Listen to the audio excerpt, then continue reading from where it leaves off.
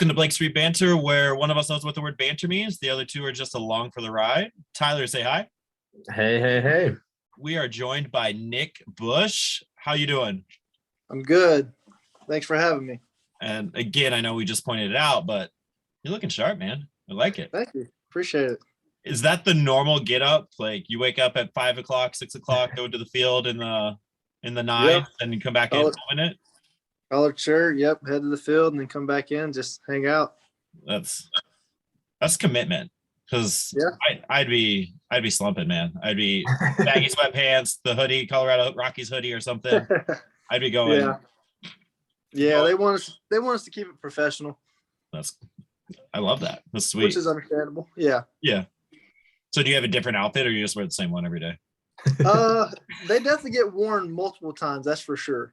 I have multiple outfits, but they definitely have to get worn multiple times. That's awesome. So tell us, give us some inside scoops. How's MLB spring training going? What you've been working on this past week? What's been happening, man? I mean, it's good. I mean, everybody's obviously happy now that the big leaguers are finally getting back into it now. But for the minor league guys, yeah, it's been good. Camp's been going very smoothly so far. I mean, we're all getting after it. We just had our second day of lives today, so it was nice. Nice. Any guys in the box stand out? What's that? Like by lives, you mean you face some of our guys? Yeah, we faced some of our guys. Yeah. Anyone stand out to you? I mean, like the guys I was in last year was in Spokane. Those are kind of the guys I came up with.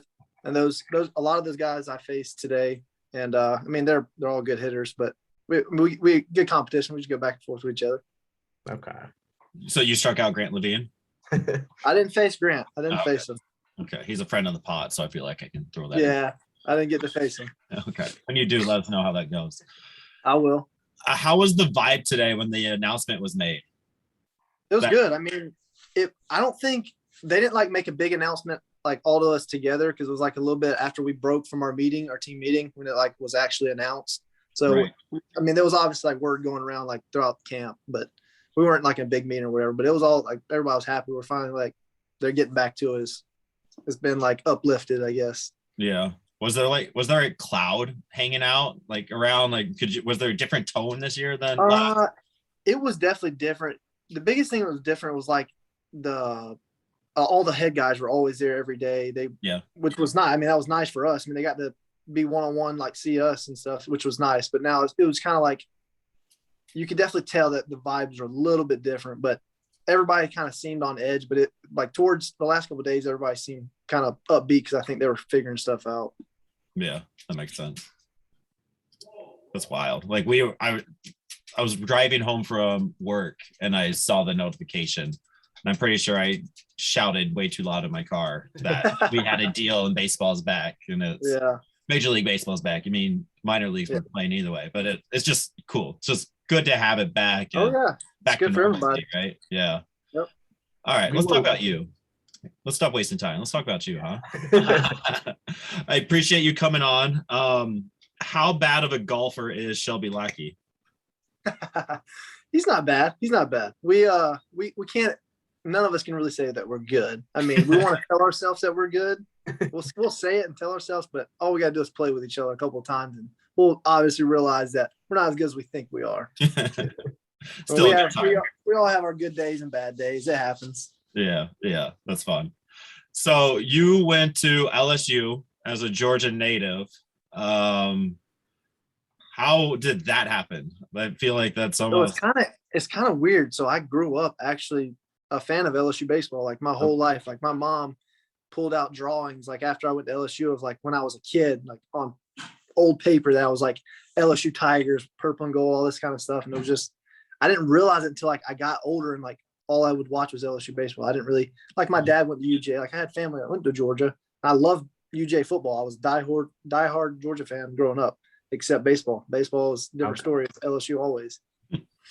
Well, so you were, a pretty highly regarded high school recruit. People knew about you. So take us through that recruitment process. Was it, the second you got that LSU offer, you were this is it? Or yeah. So you entertained others? I got a decent amount of opportunities to go other places, but it was just, I knew from day one, I was like, I told my dad, I was like, if I ever get an offer from LSU, I don't care if it's walk on, whatever it is, I'm taking it. Like, that's just what I want. And then they called me and offered me the scholarship that I had, and I took it and never looked back.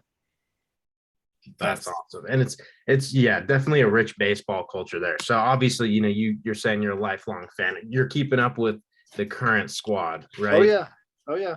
Are they winning? I got a place out there in Baton Rouge after I got drafted, and for the first 2 off seasons, I trained out there, and I stayed in contact with all the guys because I was there all off season. But I wound up selling the house and stuff. That's a different story. Okay. Are they winning the national championship this year?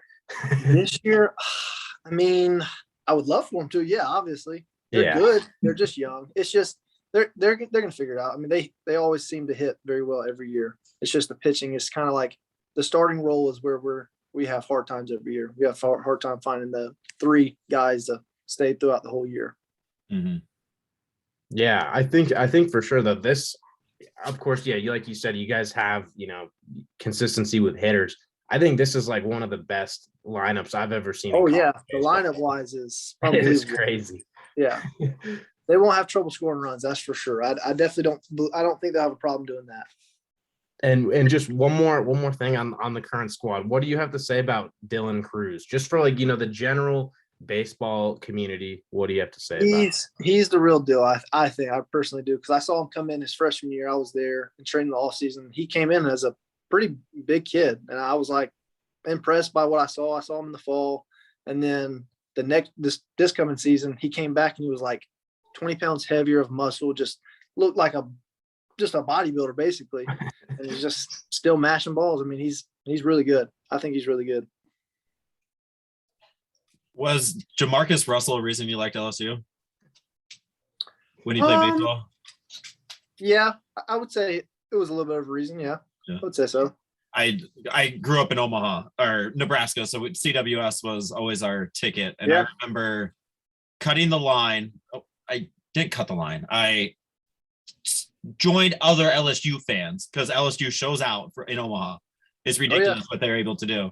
And it was me and James who couldn't make it tonight. And we just started to go, LSU. And everybody in the front of the line is like, come on in. Oh, yeah. And we got in. We were front seats in left field. And I remember seeing Jamarcus Russell it was right field. Jamarcus Russell just being giant human and just seeing him have a rocket of an arm. That was my first LSU experience. And ever since then, I've always had a soft spot for him. And it's just fun. Their fans are absolutely the fans nuts. are just, I mean, the fans are they are nuts, but they're all loving. I mean, they don't care who you are. You're welcome. Yeah, it was a grand time. Like we made friends for the next 4 hours out in the bleacher creatures. It was a blast. That's my LSU experience. It was great, and I always had a soft spot because of them. But Jamarcus Russell, he was yeah. Great. Tell me how you got out of a small town, because I grew up in a town of 5,000. I don't think we ever had recruits or anything. I mean, we never had any athletes. I think that might have been part of it, but was that different for you to get people to see you in such a small town? To an extent, yes, but I have Buster Posey went to my high school, so I have that proud one proud moment of our other small town that we can say that we got Buster Posey. He came from there as well. So, I mean, in that aspect, since Buster, we've always, like, my school has always had a little bit of kind of people would come and watch, just because of we've always had at least one guy every year that's pretty decent. Whether he pans out, I don't know, but we've always had somebody that's there should be watching them basically. So, I mean, I didn't have a lot of people at my high school games. It really, I got seen was when I played in like travel ball and like the summer and stuff. That was my main time that I got seen the most. Okay. So did you join like a other cities team, or? I did. I wound up joining a team out of Atlanta, and I went and stayed up there for a summer and played up there at East Cobb. And that's really where I got seen the most, just because I was from a small town, and I mean, it's just people don't come out there much. Right. Yeah. They just don't show up. That makes sense. That makes sense. Another weird question. When did you know you were a lefty? My whole life. My dad, he just made he made it out. He wanted me to be a lefty. He said he always, every time I ever picked anything up, I started with my left, but he was like, once I started, he's like, I never wanted you to go back. I just want to make sure, keep putting everything in your left hand. And it just naturally just came. Okay. I was curious because my brother, he's a natural lefty, but he throws right-handed, and he's younger than me. And I think it's because we had the right-handed glove, and that's just what it was. But he swings. Yeah, the only thing, I golf right-handed. That's the only thing that I do. The only right-handed thing I do is golf. Would you swing a bat, lefty or righty? So I actually switch hit in high school. Okay. I was better from the left side. That's crazy. Which is weird. I could hit from the left side, but I can't swing a golf club to save my life. From the left side. I was just going to ask you, do you need to reassess your golf game and switch it up or what? I definitely have the power from the left side. I just don't have any idea if I'm going to hit the ball or where it's going to go. I mean, it's not necessarily a bad thing, right? Yeah. That's fun. So Tommy John, you had it before your NCAA debut. How did that come about, and what was that like as 17, 18 years old? My senior year of high school, my arm started bothering me, and I didn't really pitch much my senior year. I played outfield most of the time, and I kind of lost a lot of interest in the draft at that point in high school. And then I had my mindset I was going to college, and then I got to college, and they had me on like a rehab program for my elbow, and built up. Everything felt fine, and then I had my first bullpen at LSU. I felt like a super tingle sensation in my fingers. So we got a bunch of tests done, and it was actually my nerve in my elbow. So I had surgery on that. Ouch. And that was a 2-month recovery. And after the 2 months, I came back, felt super strong, felt great. First bullpen back from that, tore my UCL. Oh no. And then that's when I was out for the rest of the year. Dang. Yeah. So was that when you were being recruited? No, I was actually on campus at that point. That was my first year. That was in the fall of my first year. Okay.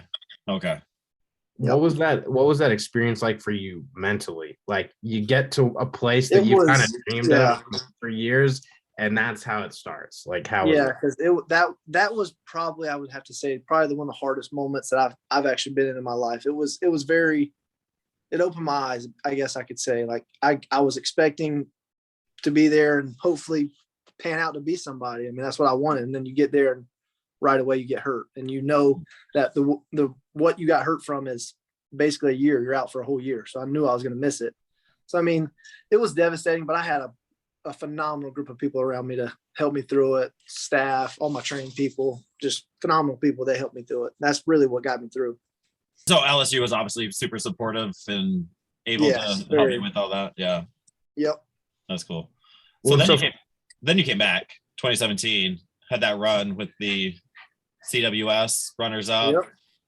How much fun was that season? Oh, it was as your first real. Man, that season was unbelievable because it was like the team was so well together. Like, we were so good together. It just everything clicked on the baseball field. It just everything was going our way, and it just seemed that way every game. It just felt like you'd show up at the field and you were basically guaranteed you were going to win the series. It just felt that way. And then we get to Omaha, obviously, and then lose it to Florida. But I got to actually pitch in the first championship game against Florida, which was unreal moment. That was awesome. There were a few, big leaguers on that team. You got Greg. Is it Diekman or Dykman? Dykman. I think. It's Dykman. Yeah. And then Alex Lange. Like, are you still keeping up with those guys? Yeah, we do. Yeah, which Dykman, he's been doing really well, and then Lang, he's also been up and down doing really well as well. So hopefully both of them start out there this year. That's what we're hoping. And then Josh Smith too. Do you keep up with him? Yeah, me and Josh are pretty good friends. He actually got traded to the Rangers, so he's out here in Arizona now. So he's actually expecting a pretty good year as long as he stays healthy and everything. He's supposed to have a pretty good year, hopefully. And he gets to grow out the beard again. Yeah, right. Right. Yeah, I have to be cleanly shaven anymore.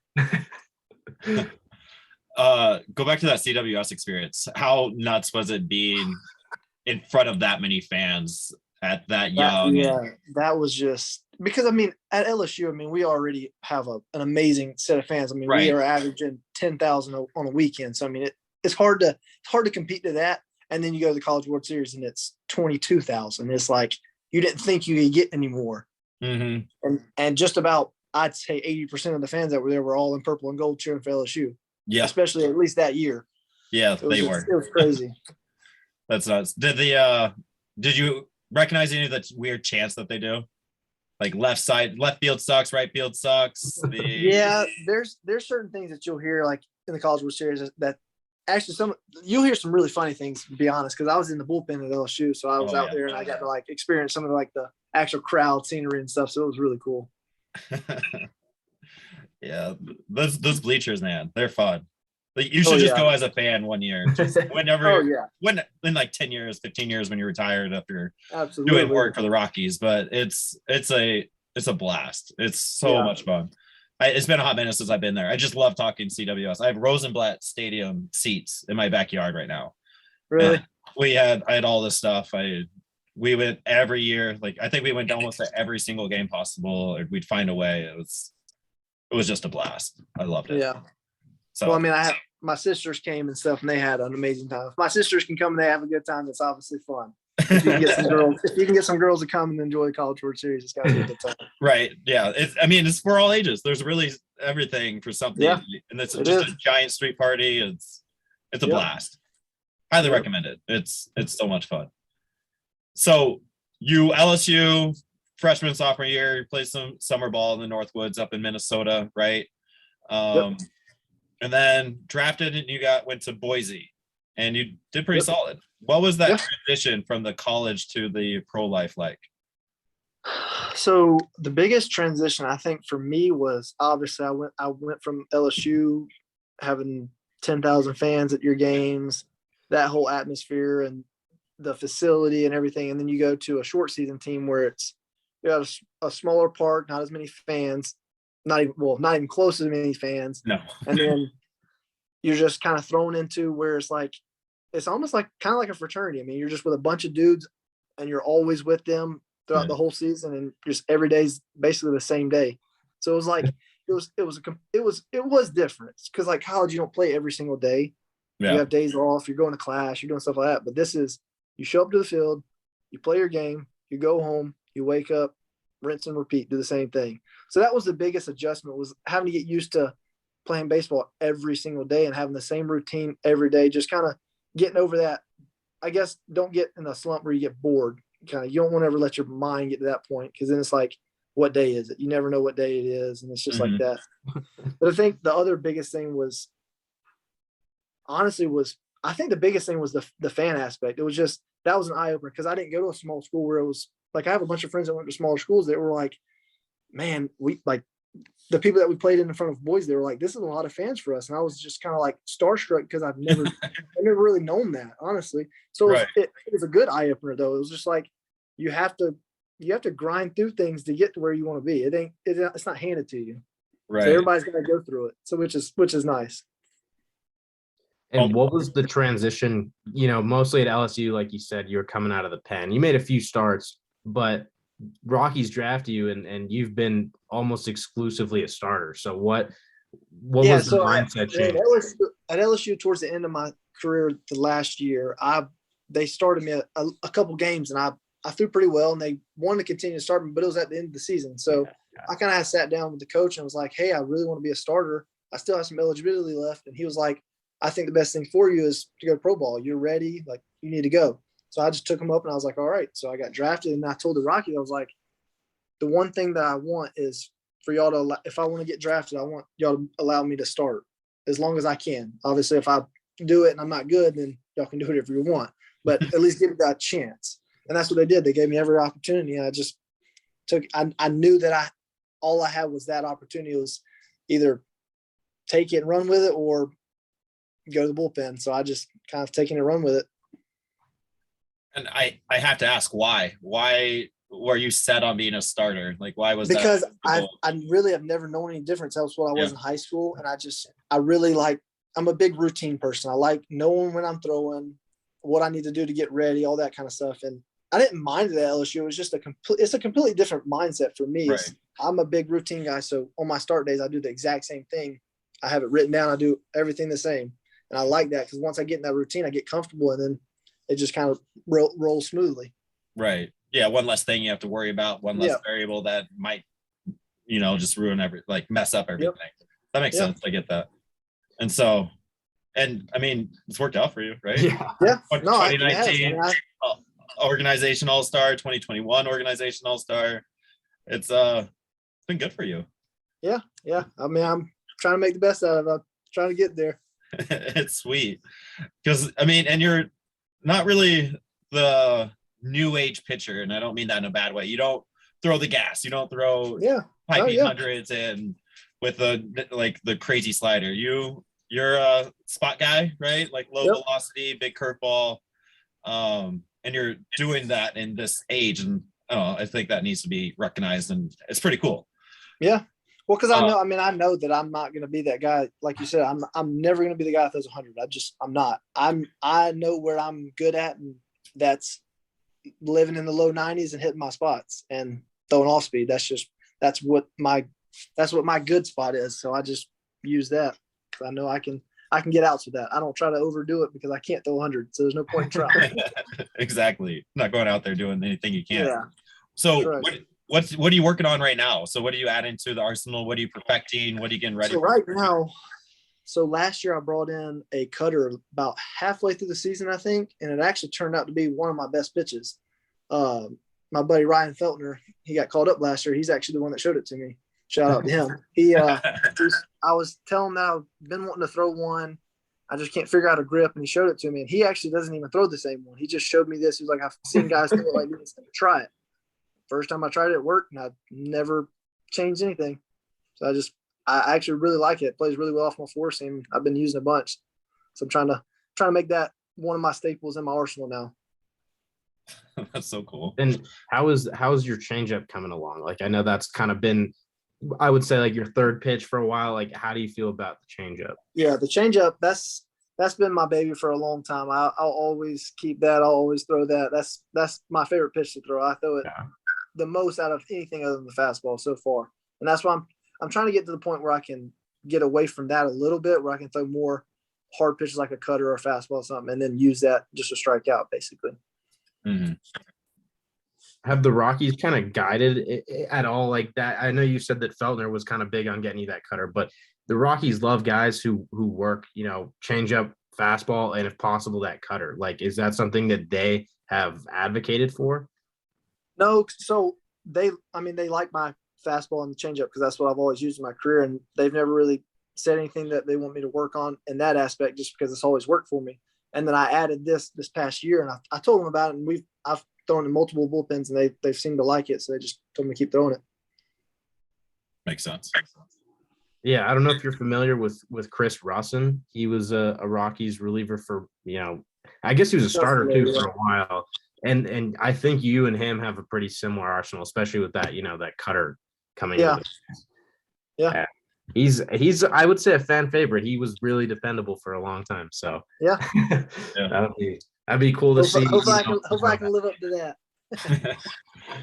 I still love he fast pitched Justin Turner one time. Yeah, it's just a fantastic video, and because Justin Turner, he's a timer hitter, and Russ said, "Nah, we ain't doing this." Like, pitched him. It was awesome. So, what was the call up last year? So you went from Spokane, dominated Spokane, and then hit a little bit of a patch in Hartford. What was that transition like? What was that? Just the difference in levels?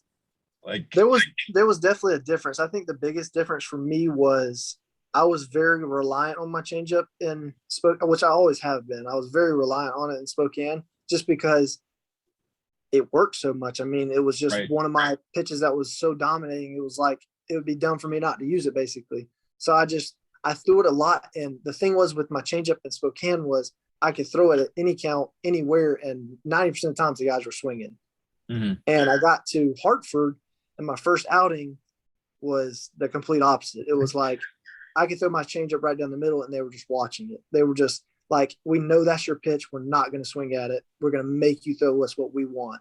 That's kind of how my first outing felt, and it kind of went that way because I had to mix in my fastballs and I had to throw strikes because they weren't swinging at anything that was not in the zone. So I had to, once I was doing that, if I made a mistake, they would hurt it, and they did. and I gave up a couple runs in my first outing. And then after I think I had a pretty decent second outing. I had a couple that were a little rough at the beginning, but then I started cruising. It was just I had to get that mindset out where I just to trust my pitches and just throw them in the zone. Know that I was going to get swing and misses. I was too worried about being too nasty, I guess you could say, which I didn't need to be. Because once I learned that I could start my changeup middle, it's going to do what it's supposed to. They're going to swing and miss. I just didn't trust it at the beginning. Right. Going back to what we were talking about, trust your stuff. Your stuff is your stuff, and go with it. Yep. Exactly. But I mean, that's just human nature, though, right? Like it's all right. I got this call up, and I'm pretty stoked about it. I'm doing something new, something different. I'm at that next level. I got to show out a little bit. Like, yeah, no, it just comes out, right? Yeah, it's there. And also a lot of the guys that when I did get called up, a lot of my buddies like Feltner, Kaufman, a bunch of my buddies that are pitchers, they even came up to me even before I started. And I didn't ask or anything. They're good guys. They came up to me like, listen, if you don't have a great outing, who cares? This is your first outing up here. Trust me, we've all had our first outing here and we all got wrecked. It's like you have to let the first one go. Like even if it's great. I mean, good for you. But if it's not, don't let it do anything. Like don't let it hurt you. And that's kind of like that really helped me because my first one wasn't because obviously I was coming off of a roll in Spokane. I was just going 6 innings, 7 innings every game. I was just rolling through people, and it just that didn't carry over. So it was kind of like a starstruck, and it was like, can't let that get to me. You got to keep moving forward. And that's why I just used that. Yeah, and we talked to Kaufman back in December a little bit, and he said very similar things, just almost pretty much the same exact story. And so it's a thing. Like it's it is. Yeah, I mean the hitters it's forgotten. I think they're in Double A for a reason. I mean they get better as you go. They do. Yeah, and that that Northeast Double A is stacked. Oh yeah, there is a lot of talent out there. It is. Yeah. I think people forget about the human part of it. Like you have the stuff to do it, but there is also that mental component. There is the other variables that I think just get lost. And a lot of people don't realize that the mental aspect of, I mean, it's not just baseball, it's any sport. I mean, it's life in general as itself. The mental thing is almost more important than it is just playing itself. I mean, it takes such a big toll on just your body itself. It's just if you can let yourself fight through that aspect, it'll take you a long way because that's the hardest. I mean, that's the hardest part of anything. Right. Do you do anything for that? Because our boy Darnell, he mentioned that he does puzzles. He does things for his brain like once a day, and that's kind of his. So I don't necessarily do things like that. I kind of basically. I don't want to say I live my life like I don't care. I'm very go with the flow. Like I try not to stress myself out ever. I try to be as least stressful in my day as possible. It's like when I come home from the field, the last thing I do is think about my grips or something like that. I want to come home and go play golf outside with the boys, just hang out, just empty that's our time to just not think about that kind of stuff. That's time to clear our minds, just be humans. Because when we get to the field, that's when we lock in. I mean, it's game on once we get there. And it's easy for us to do once we get in that. After you've been in for years, you get in that role where you're like, once you get to the field, you're a completely different person from when you're outside the field. Yeah. And it's hard for people on the outside to realize that because they don't see us on the outside. They don't see us on the outside as much. Right. Well, you should be grinding. You should be looking at video. You should be doing this. You should be taking notes. And we do a lot of that. It's just on our free time. That's not what we have to do. We're allowed to clear our minds because it's good for us. Again, you are humans. It's not like I'm out here studying all the things I need to for my job. I'm not spending all my time, my 24 hours doing my profession. So why should we expect you all to do it? Again, I think that gets lost with fans and people with ball players. Like, why are you not doing better? Blah, blah, blah. Yeah. Like they are human. We're trying. There's a lot of things that go into it than just talent. We're trying. Exactly. Like they are grinding. They are working. They're not just going to the field and then not doing stuff. I don't know. So don't be that person if you're listening, please. It grinds my gears. I hate it. So I guess what are your goals for 2022? What are you setting yourself up for? I mean, I really hope. I mean, I would love more than anything to break and go to AAA. I mean, if that happens, great. If it doesn't, it's not the end of the world. I mean, I'm okay going back to AA. I mean, I'm gonna compete and do whatever I can for the people that are watching. I mean, I know I'm not in control of where I go. The only thing I can control is how I perform. So, I mean, at the end of the day, I'm going wherever I go and I'm going to perform to the best I can. Mm-hmm. And hopefully, I mean, I'm hoping I have another good year, and maybe at some point, whether it's a start or a relief role, maybe I get called up. That would be the best. That would be the most ideal thing. Mm-hmm. We will definitely be rooting for that. But yeah, no, stay like you were saying, just with being a baseball player and a person, do your thing. Don't think about all that too much. Just take every day and just grind. Yeah. That'd be cool. And when you make it there, we'll send you a BSB shirt and you can wear it under your jersey and just, rip it off or whatever you need to do and just let us be there with you. That's right. So usually we try to keep it around 30 minutes. We're coming up to that mark. Always like to end it with fun questions. So we're going to ask you a little Rockies farm superlatives. Who would you say, from your experience with the Rockies guys, would have the best fastball? Best fastball. Let's see.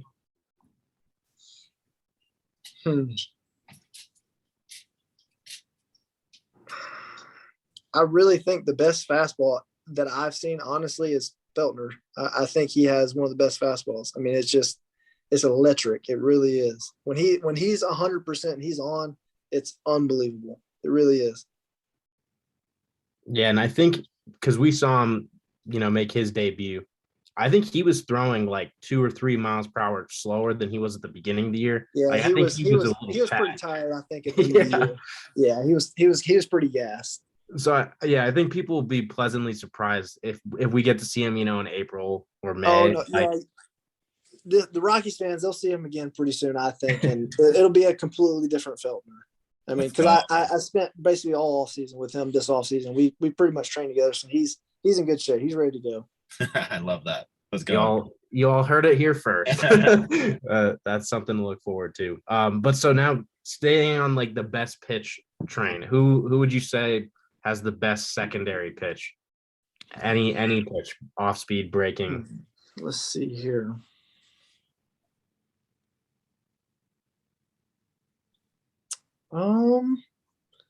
I'd have to say best off speed I've ever seen in our organization would be Riley Pine. His slider is the most insane thing ever. Yeah. It's 92, 93 mile an hour slider, and it moves 20 inches. I mean, that shouldn't be physically possible. Well, yeah, so how's it been seeing him in camp? Great. I mean, well, me and Pine are really good. Me and Pine are really good friends. So I mean, I've been in touch with him throughout the whole process of everything, which everybody is beyond stoked to have him back. I mean, he's where he needs to be, and he's in a good headspace, and he's ready to go too. Yeah, that's awesome to hear. I mean, it was crazy, seeing the retirement news. Yeah. So I just hope that he did what was best for him. And he just needed to clear his mind, get a little break. He's good. Yeah. Oh, that's awesome to hear. Yeah. That's great.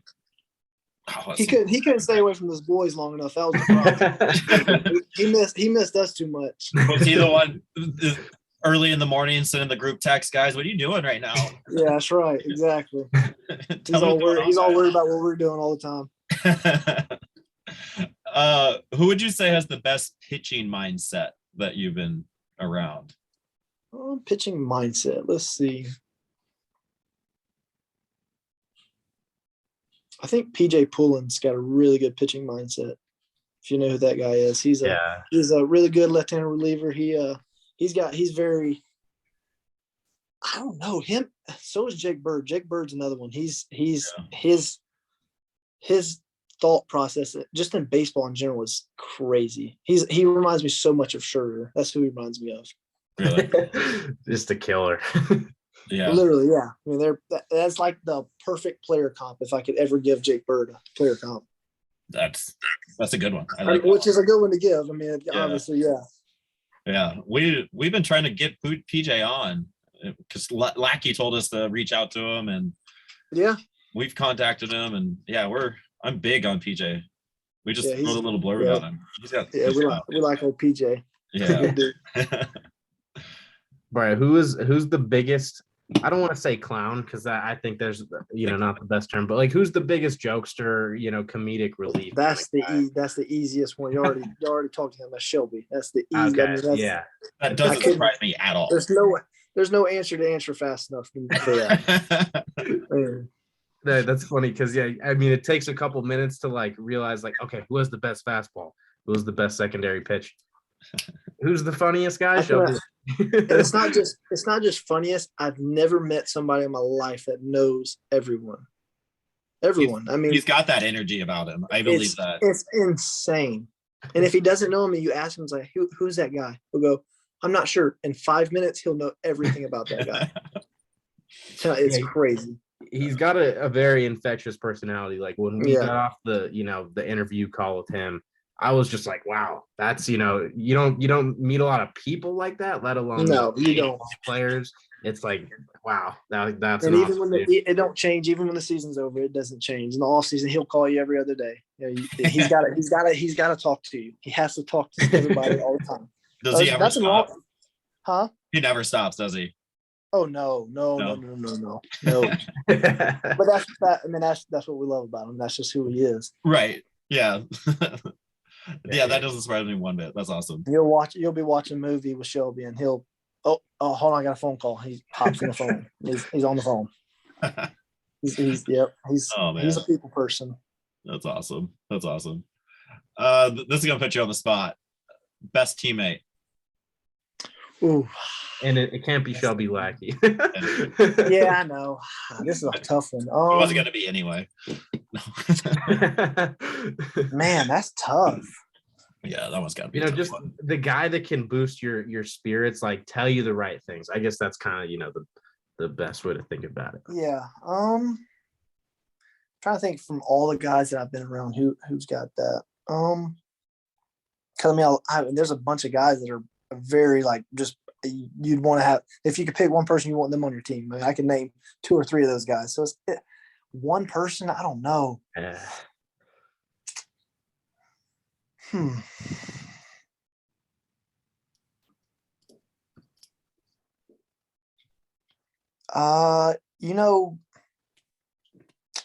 Let's see. Nate Harris. I mean, he's just an all-around just great dude. I mean, you just can't ask for a better guy. He's always going to be there for you if you ever need anything. And he's also a great teammate. I mean, he's a great dude just in general. So, I mean, I think if I had to name one person, probably be him. My favorite teammate ever is Mo Seha. He's not with us anymore, sadly, but that was my favorite. I mean, he's the greatest person ever. Yeah. I mean, if you ever needed a smile or you never needed to have a good day, you just look at Mo and your day's made. That's basically how he was. That's awesome. Love that. I'm surprised you didn't say your fiance. You're recently engaged. I think you missed out on that there. Not to throw you outside under of the bus, baseball, but... she's definitely the one. Outside of baseball, she's the number one, that's for sure. Congratulations on your engagement. Appreciate it. That happened right after the off season, right? Yeah. Yep. Most nervous you've ever been? I'd have to say so. Yeah. I mean, like my other good friend Bobby, he got married and stuff, and I kind of asked him like, how was proposing? Like, what was it like? He was like, I promise you're not going to remember anything. And sure enough, I couldn't tell you what I said other than it was super nervous. I was super nervous, but it all worked out perfect. It was a great day. That's awesome. Yeah. We love. We're down. Yeah. That's cool. It's awesome. All right. And last thing, tell us about your tattoo. You got this nice little sleeve going on. I do. So what's your favorite part about it? Where'd it come from? Share a little. It was a whole journey. I mean, I actually made a bet because my dad's he's super against kind of like tattoos and stuff. He never, not against them. He just never like would ask. He would never tell you to get one or anything. Right. So I was in college and I wanted one. When I got to college, when I was a freshman, I wanted one. And I was just too scared to go get one behind my dad's back. I just would never do that. I was too scared and I just didn't do it. And one day I called him up and I was like, hey, Dad, I've been really thinking about this. This was after surgery. I was like, I really want to get this tattoo. It's meaningful to me. Like, I really want to do it. He was like, all right, I'll make a deal with you. And for some reason, to this day, I cannot remember what our deal was. I need to ask him. I can't remember what it was. Well, anyways, I wound up winning the deal, and he had to pay for it. He had to pay for my first tattoo, which is mind blowing that I ever talked him into doing that. Well, he wound up paying for it, and it was actually, I don't put my sleeve up. You see it? It was Jeremiah 29:11. That was the first one. That was the first one I got in college. Where'd you go? There you go. Yep, I don't know where I went. And I got that one. And it's super meaningful just to me, that scripture itself. And I just use that. And then kind of off of that, I just basically kind of designed the whole thing.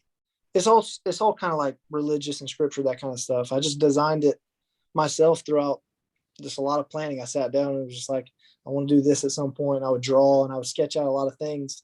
I just pieced it together and took it to an artist, and he kind of pieced it all together in the designs that I got. And then it all flew from there. It all flew. That's cool. Do you go same guy every time? Yeah. The same guy did it all. Yep. That's cool. Took 24 hours total, I think. Are you done? Are you adding? So that's been a discussion that I've been having with the fiance. I mean, do I want to be done? No, but obviously it's got to get passed through her first. Yeah, it's a little bit different than dad, right? That's right. A little bit different. Yeah, it's a little bit different. I'm kind of, the dad let me go, and now I'm into way stronger hands now. Yep. I've gone through this very same exact thing. I wanted a few more tattoos, and my wife is totally against them. And yeah, she's like, no. And she likes them. I mean, she doesn't mind. She was like, I don't want you to get a full sleeve. I don't want that, blah, blah. And I wound up convincing her. She was like, okay, you can get it. And I did. And she loved it. So we'll see. Maybe down the road. Maybe as a wedding gift or something from her. Something like that. That's right. Nick, thank you for hanging out with us. This was fun. Yeah, absolutely. Thanks for having me. Always fun talking ball, and keep grinding, keep doing your thing. And we are going to be watching, like, without a doubt. Every Nick Bush start, we are going to be watching. Eyes on. Well, hopefully you get to see me on the big screen. That's what I'm hoping. Oh man, we'll be there. We'll be popping champagne balls for you from afar. We got you, man. There we go. Yep. Love that. We're definitely doing that. All right, man. I appreciate it. Yeah. Keep grinding. Keep doing your thing. Yeah. And go Rocks, man. Yeah. Thank y'all. Appreciate it. Thanks for having me. Yeah. See ya. Later. Thank you for watching and listening. Please check out our link tree for more content.